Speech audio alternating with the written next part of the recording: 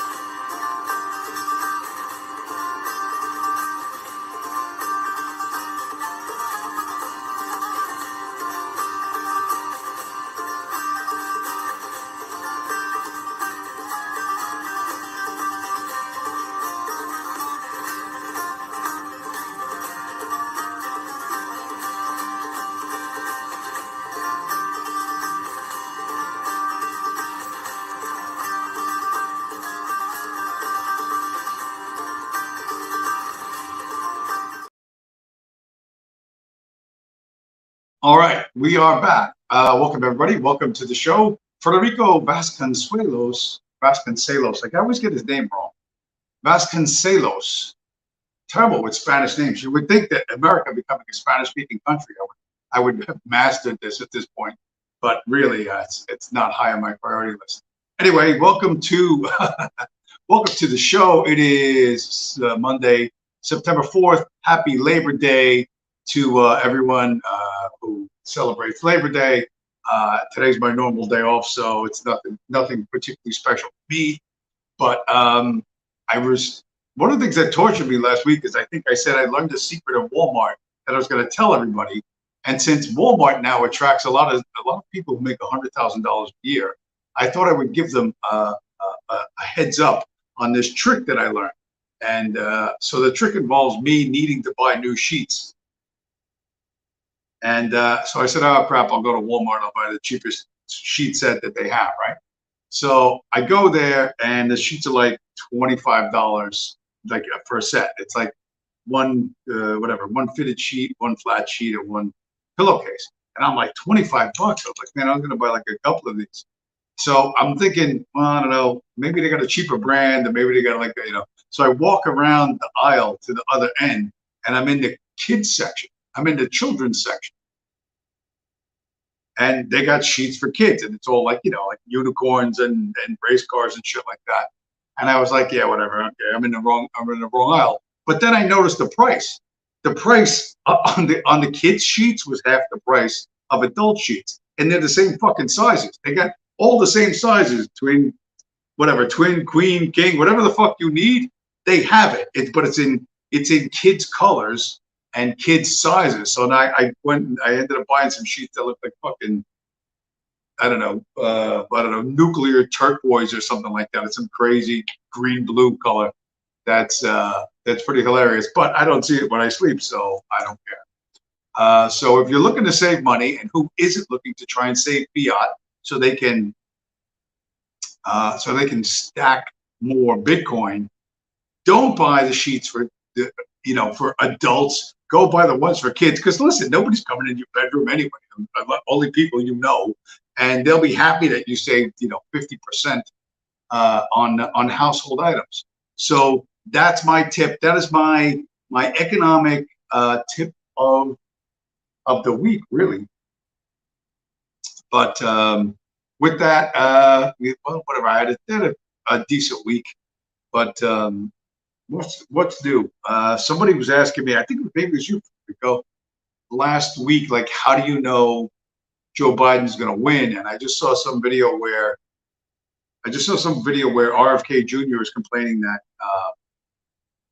if he wins in New Hampshire, the Democratic National Committee is not going to let him run in Georgia or something like that. If he campaigns here, he can't campaign there. They're literally like they're rewriting the rules every second because, of course, they got to keep the White House in power, and that's guaranteed. There's no way to change that. There's no way to change that. This is as certain as tomorrow's sunrise.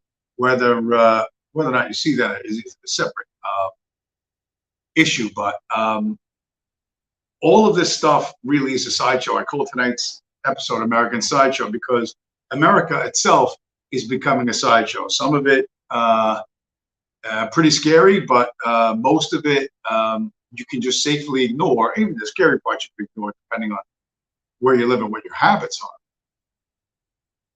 But the biggest news that I missed this last week, and I love going back 2 weeks to find something. Well, this is it's like a little more than a week old. But put up the screen share. This is maybe one of the biggest stories I think of 2023. So this comes from Forbes, and it says Oman's bold Bitcoin play, $1.1 billion investment in Bitcoin mining infrastructure. So the nation of Oman, the oil-rich Middle Eastern country, has decided they're going to mine Bitcoin with flare gas, like ExxonMobil does, like Marathon does, like Royal Dutch Shell does. So, but they debated this for quite some time, and the debate was whether or not Bitcoin is halal, right? That is to say, whether or not Bitcoin is morally acceptable to Islam. Virgil Doc, Purple Heart, welcome to the show, sir. And the scholars, the Islamic scholars in Oman have determined that Bitcoin is halal. And I think this is a way bigger deal and a way bigger threat to the petrodollar than you could possibly imagine. Everyone in the Middle East, that's Saudi, Kuwait, everybody, all these oil producing nations, if they say, well, we agree with Oman, that Bitcoin is halal, and we want to be good world citizens and help with the greenhouse gases, what they'll be doing is they'll be mining a new currency, right? Which really threatens the petrodollar, because the other thing that happened this week, the BRICS nations, which is Brazil, Russia, India, China, Singapore, I don't know what the fuck, some other fucking countries. They announced, they made some sort of announcement, and basically this was Wall Street's reaction. I'm on the floor of the New York Stock Exchange today, and I asked the traders their thoughts on the BRICS countries coming together to create one centralized currency to replace the US dollar as the world reserve currency, and they literally laughed at me. About 90% of the foreign exchange transactions involve the US dollar. It absolutely dominates. Yeah, but Taylor, the BRICS countries are going to back their currency with gold. Good luck backing your currency with gold that the US owns 2 times as much as all of the BRICS countries combined. And yeah, Vladimir Putin and Xi Jinping, they're going to be able to make unanimous economic decisions. Okay, even if this was a legit thought, it isn't. The world reserve currency doesn't change overnight. The US passed the UK as the largest economy in the world in 1916, and the US dollar didn't become the world reserve currency until 1944, and it took a world war to change it. Let's put this one to bed. So the BRICS boogeyman is just that. It's a scare story for people who think that America is and the U.S. dollar is on its last legs, and we are not. Right? The U.S. dollar is going to stay king for a long time, which some people would think that that's a negative, but the positive side of that, the bright side of that, it gives you more time to stack Bitcoin, especially if you only pay half price for your sheets at Walmart, like I do. And as you know, even though I think there's going to be another economic crash that's driven by housing, and it's going to pull down the banks, and they're going to just, I don't know, they're going to put the money printer on steroids and then strap a rocket to it and send it to the moon.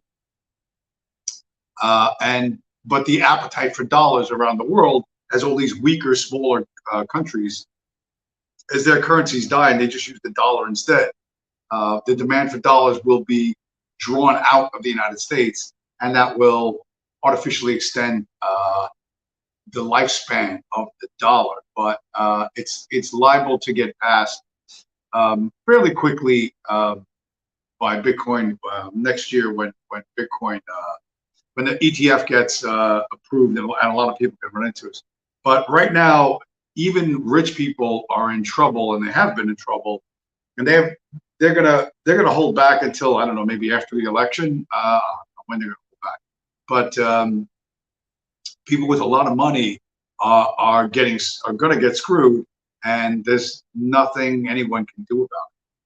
There's 14 million vacant homes in America right now, like the one behind me. You can see it's currently closed to the public. That's because this home was purchased by an investor in LA 2 years ago for $1.5 million, and it is still sitting vacant. And these investors sitting on vacant homes like this one, they're causing a big problem in the housing market because they're holding inventory off the market at a time where in this zip code in LA, inventory is down 50% from normal levels, which is frustrating for home buyers. However, I have some good news, everyone, and that's that we're gonna see more of these 14 million vacant homes hit the market for sale over the next year or two. That's because a lot of these vacant houses have debt. For instance, this house behind me has a $1.1 million loan from Goldman Sachs right now. In addition, this owner's having to pay $17,000 in property taxes per year. And so they're losing lots of money on this property by just having it sit vacant, and the clock is ticking as the economic downturn gets worse. Don't be surprised if lots of homes come out of the woodwork for sale, and make sure to head to www.reventure.app to see the shadow inventory statistics for your zip code. That guy a lot. He's a real estate guy, and he's got a website or an app or something that he that he's selling. But he does show you what's really going on. And when the people who own $1 million homes as an investment, when they go belly up, right? Because I don't think they're going to sell them for less than they bought them for. I don't know what they're going to do, but when they default on those mortgages, if they default on those mortgages, it's going to take the banks with them. You know what I mean? And commercial real estate, if you have not seen like empty storefronts everywhere, it's you haven't been outside your house, and you really should get out of it. Well, don't be careful where you go. Be careful where you go, because this is the kind of thing. It's funny because I drive. Everybody knows I drive all over the place. Philly, Baltimore, all kinds of sketchy areas. New York City, of course, city of my birth. And I have seen stuff like this, and things similar to this. So I got a couple, three videos I'm going to show you, like back to back to back, and explain to you that the world is a bad, scary place. And if the only bright spot is that you can still buy property in cyberspace that no one can take, because there's just huge swaths of this country that are going to become a wasteland. It's going to be like this everywhere.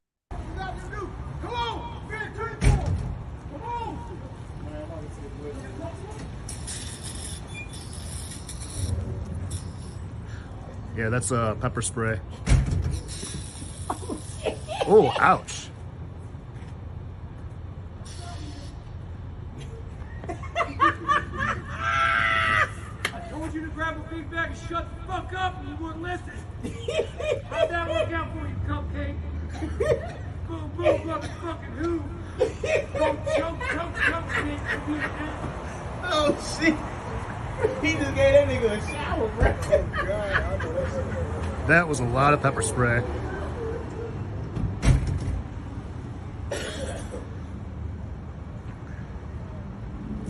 Jesus Christ.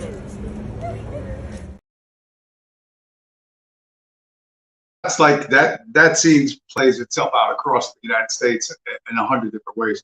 The guy inside the store is smart as hell that it didn't shoot the dude. If you're a cop, you could shoot somebody with a 2x4 or whatever he had, but he was smart enough to know that shooting this guy would be more trouble than it would be worth. But that little video clip is a great example of a real ghetto fight, you know, because if you think you won, you didn't win. Until they can't fight back, you didn't win. And that's a really vicious, ugly way to live. And there's tons of people that live that way. And I don't know how you fix that, right? I got another, this one's a great, as soon as I saw this, I had to grab it. I don't know where that last one was, but this one is in Philadelphia, and this is right around Independence Hall, which is whatever 1800s building where whatever they signed the original Constitution and the Liberty Bell and blah blah blah blah. It's right around there. There's like there's a traffic circle around that area, and there's some dude riding around Philly at night, and I see this at nighttime, daytime, in a lot of different cities. They didn't turn Philly into a shithole. Now there was just two dudes on ATVs down Fifth and Market shooting at each other. One of them down there dead. But look at this nigga like he in LA with the lowrider. Up and down, side to side. What the fuck going on around here? Sherelle Parker, you got your job cut out for you. Look at these niggas on them ATVs, motorcycles. Look at this motherfucker. He's just making a jump. Go side to side. Yo.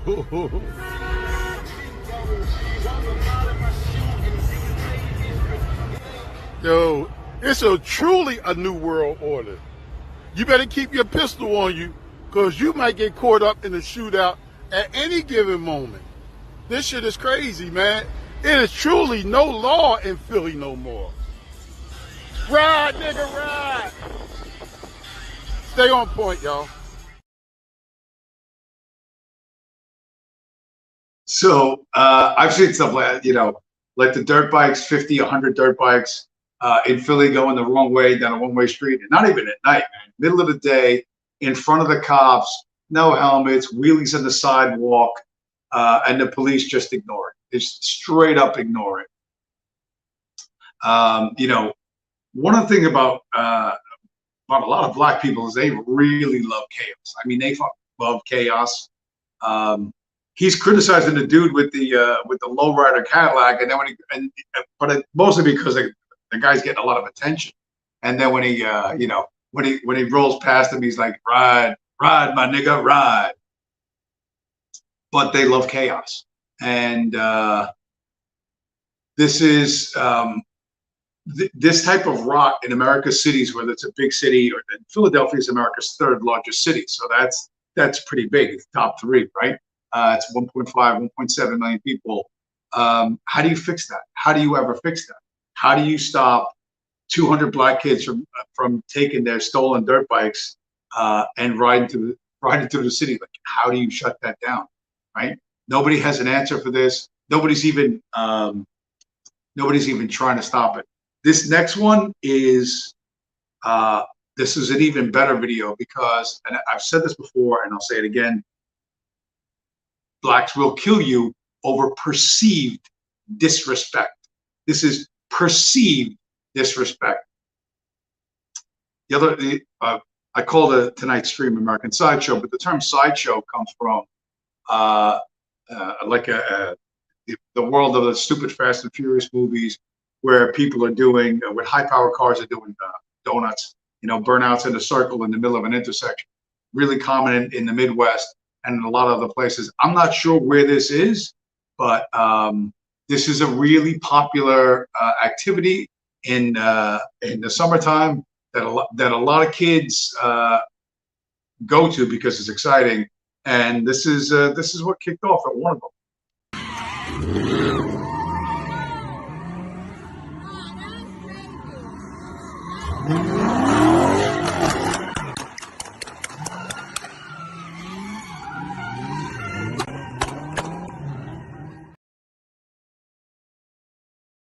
How's that, right? That's a quick 15 seconds. So the dude, he goes to this fucking thing, right?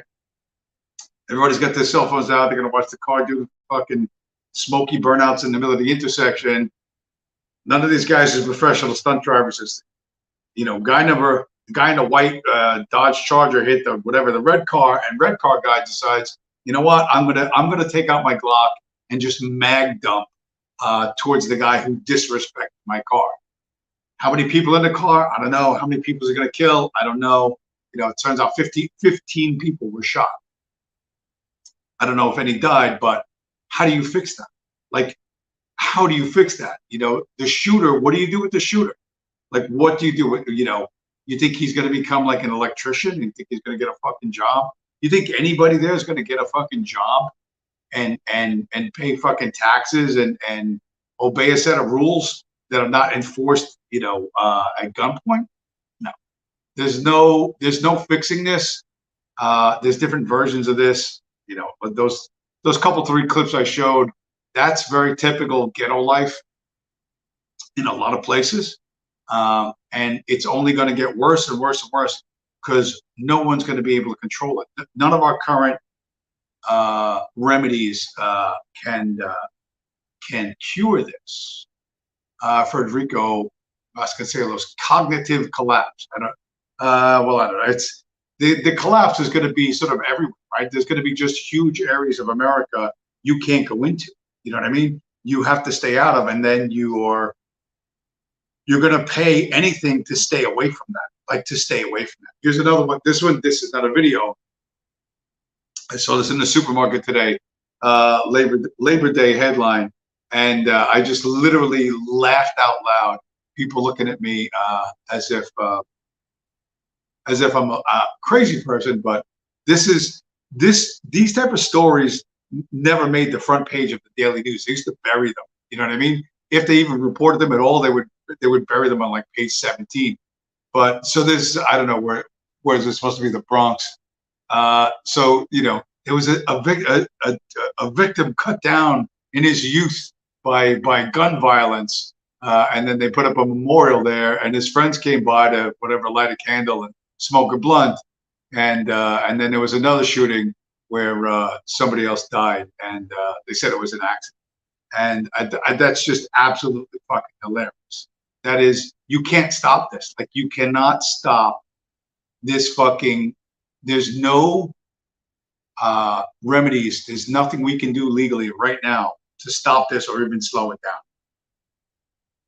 You know, shootouts at the Peace March. You know what I mean? Shootouts at funerals. Like, you think, like, holy fucking Christ. When you realize the amount of money and resources that are necessary on a daily basis to keep this under relative control, and it's really not under control. Federico Vasconcelos, lock up super predators. All right, Federico, lock them up. How much are you willing to spend on locking them up, and for how long? Like, how much money, right, are you going to give up out of your paycheck, out of your for your future and for your children's future to keep these people away from you, right?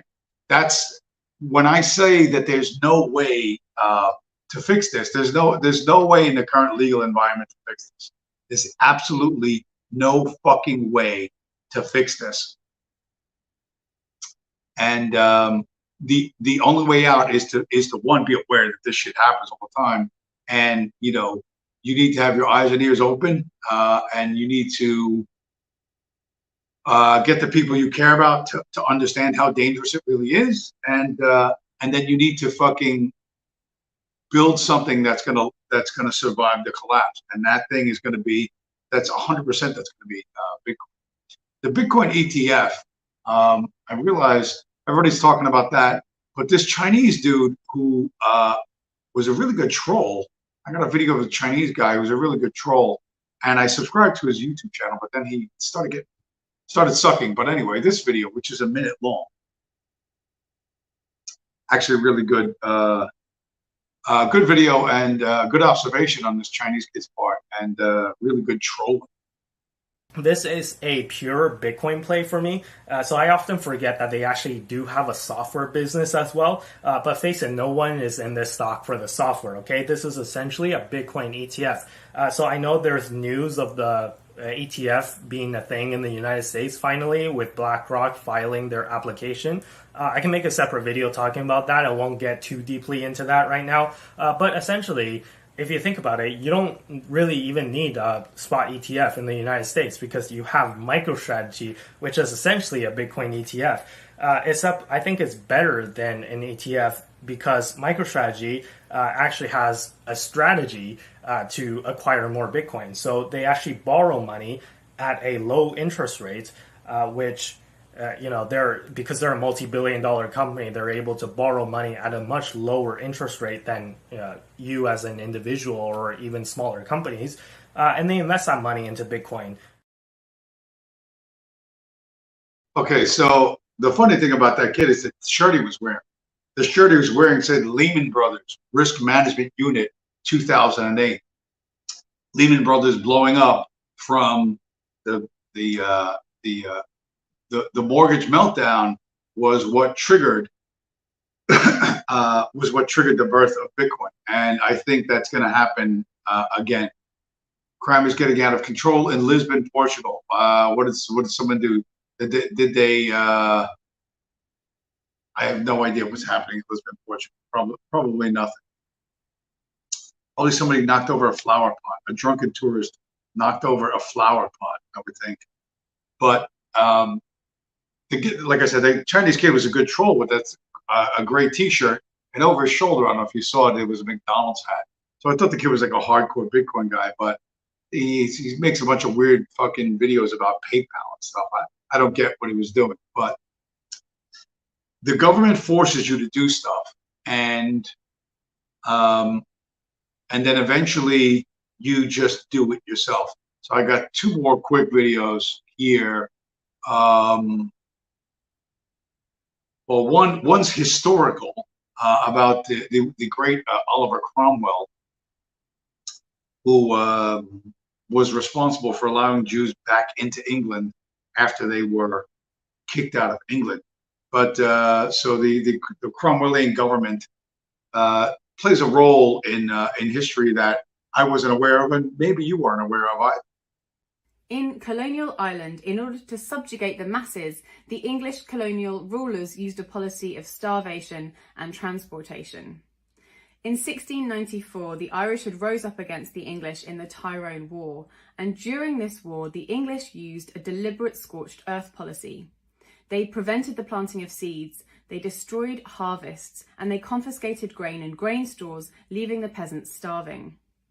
Then, in 1652, in the Act of Settlement, the Cromwellian government issued a transportation policy.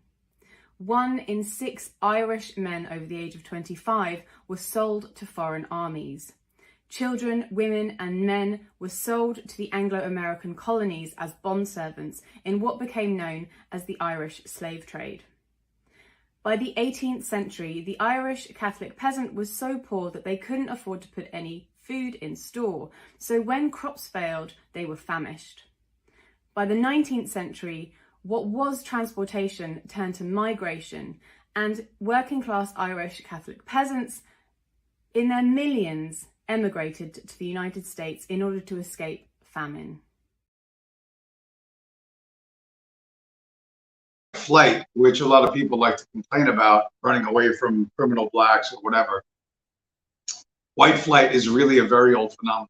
At some point, you realize we have to take a chance on something we've never done before. Like go to a new country because things are so bad here that we can't stay. This phenomenon has happened again and again and again, and it's government induced each and every time. And the American government, by not controlling the streets of Philly or wherever the guy was shooting up the burnout contest, the fact that none of this is under control and none of this is ever going to be under control in the current legal environment. The legal environment's going to have to change dramatically, and it will. But in the meantime, these cancers get bigger and bigger and bigger. and the people at the top exert control over the same things over and over again, and you need to understand their penchant, their desire for fucking reruns, and kind of you got to be a little smarter than that. This guy, there's some hippie bro from the Northwest, Pacific Northwest, has got an interesting little dispatch from, I think, Oregon. Hey y'all, if you didn't get a chance to check out that last post that I shared, let me fill you in. There's currently a petition circulating here in Oregon referred to as the IP3 petition. And if enough signatures get collected, it'll get put on the ballot for the general vote in November of 2024. Now, what this measure would be is the outlaw and criminalization of raising livestock animals and breeding livestock animals. The group that is currently proposing all of this believes that when we dispatch animals on our property, we're committing aggravated assault. And when we breed animals on our property, they want to classify that as letting an animal get sexually assaulted, pretty much. So if you thought Oregon couldn't get any dumber, they said, here, hold my beer. Okay, so this guy's a normie, right? And he doesn't see it for what it is. The people crazy enough to think that that raising animals and dispatching them on the farm, to use as meat, it constitutes. I mean, they would try to make it murder, but of course they can't make it murder, so it has to be whatever, some sort of aggravated assault charge, right? They're looking to imprison people who raised like chickens and fucking sheep, right? And if you breed animals, even horses or anything, well then you are what an accessory before the fact to animal rape or some craziness like this. Now everybody knows that these fucking gender dysphoric nose ring fucking I was born a fucking petunia and now I'm a goldfish and tomorrow I'm gonna be a unicorn. You know these people can't fucking tie their shoes and fucking walk down the street without help. So somebody puts them together, writes up this fucking proposal, gets it on the fucking ballot. Why? Because they want absolute control over the food supply everywhere at all times. And they don't want you to have any sort of alternative to what they choose to do. So if they want to do another famine, if they want to say, oh, the meat supply in America is contaminated with, and they'll make some shit up, maybe not make it up. No one can have meat for 6 weeks, just like COVID. Like, hey, you just got to wear the masks for a little while, and they're looking at, if they choose to do that, I don't know if they're going to do that or not. They might. But they want to shut off every other possible source. They don't want anyone to be able to say, well, you know what? You can't go to the supermarket, but if you drive 50 miles outside of town to whatever, so-and-so's farm, you can just bring a cooler with ice out there and they'll cut up an entire cow or a sheep or something, or they'll give you fucking chickens, and then you could have meat. They're actually looking to make sure that they have absolute total control. The way the English had control over the Irish, the way, they just walked in and said, we're going to sell your labor to a foreign fucking army. And you know what? If you get blasted into smithereens, oh fucking well. And what choice do you have? How do you fight back against this? There's no way to fight back against this. The only way you're going to survive this is to know that everything that they can take from you, they will take. And you have to, the more, in my opinion, you can pile up something that they cannot steal from you, the better off you're going to be. Whether you choose to hang on to it yourself or give it to someone else or leave it to your fucking progeny, I don't fucking know. But a lot of people are starting to figure out that, this is, I got this next video, was 26 seconds. This is he's like a military bro. right? He does these interviews. Shit pops up on my YouTube feed, and he interviews various different, super duper Navy SEAL special operations guys, and he's got one of them here. And it's usually all, it's rah bullshit, but, we're 23 years into the fucking war on terror. And finally, it's gotten to the point where they're starting to question things. Do you think we're the Desert bad One. guys? Just honest question. I I've think been there are thinking a a lot lot of bad about guys. this lately. I think there are a lot of bad people in our government. If you look at this from a, a 60,000 foot view, you look at the world and you look at all the that the U.S. has intervened in, and now, with the way the internet and the access to information we have, it's starting to paint another picture. Even for those guys, right? Those guys are the most brainwashed members of the murder cult that is the fucking U.S. military. And this fucking internet, special forces, bro. It's like, oh yeah, I can't believe it. This is the fact that even these guys, they're confronted with, and the special forces bureau says, yeah, there's a lot of really bad people in our government. Well, did you not take an oath? Did you not swear an oath to fucking protect and defend the Constitution? So why don't you go find those really bad people and do some protecting and defending of the Constitution, right? You did it in fucking Waziristan. You did it in Iraq and Somalia and whatever, 27 other fucking places. Why can't you do it in Cincinnati or New York or fucking Silicon Valley, right? They're not there yet. They aren't there yet, but they're kind of they're not as blinded by the flag as they used to. And that dude, who asked the question, are we the bad guys? Yeah, we're the fucking bad guys. You know what I mean? I hate to think that, because I hate to say it, because I grew up believing we're good guys, but we are the fucking bad guys, and we're not going to stop being the bad guys until the fucking empire collapses. And all the fucking the videos I showed you, the fucking cities being taken over by criminal fucking gangs, taken over by blacks, fucking just ruining everything forever. You know what I mean? Within fucking miles of where they live. That's not going away. You know what I mean? That's not going to go away until it's made to go away by a much, much, much bigger force than people are willing to accept today. Until protect and defend the Constitution against domestic enemies becomes a real thing, and it's not going to be. That's not coming for a while yet. So, best way to survive this: don't buy real estate right now because it's about to crash. As Real Estate Bro has told you, and don't believe the hype of all these small countries. The BRICS countries going to take over the fucking world economy. That's bullshit. It's not going to happen. There